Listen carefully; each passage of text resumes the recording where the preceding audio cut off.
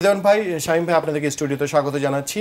প্রশ্ন এটা, তার আগে রেদওয়ান ভাই আপনার কাছে প্রশ্ন। আপনারা ছিলেন, আমার যতদিন ক্যারিয়ার, শামীম ভাই তো দেখেছেন, ক্রিকেট বোর্ডে কোনো পরিচালক হিসেবে আমি কখনো নারীকে দেখিনি, কোনো নারীকে আসতে দেখিনি, পরিচালনার সিদ্ধান্ত গ্রহণে দেখি না।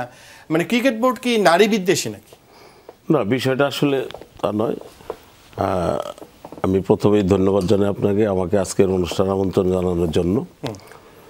আসলে যে প্রশ্নটা উঠিয়েছেন সেটা অত্যন্ত গুরুত্বপূর্ণ একটা প্রশ্ন। আমরাও চাই নারীদের সক্ষমতা বাড়ুক, নারীরা ক্রিকেট বোর্ডে আসুক।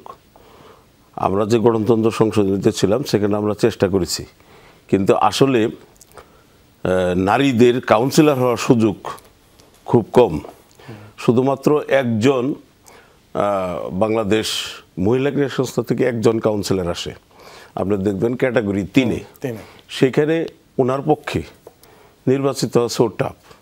ওইখানে বিশ্ববিদ্যালয়গুলি থাকে, ওইখানে শিক্ষা বোর্ড থাকে, ওইখানে সাবেক খেলোয়াড়রা থাকে, ওইখানে জাতীয় ক্রীড়া পরিষদ 5 জন প্রতিনিধি থাকে, সব মিলে প্রায় 40-এর উপরে 40+ থাকে।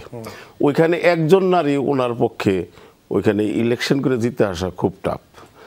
আর বাংলাদেশের নারী ক্রীড়া সংস্থাগুলোর কাঠামো একেবারেই দুর্বল।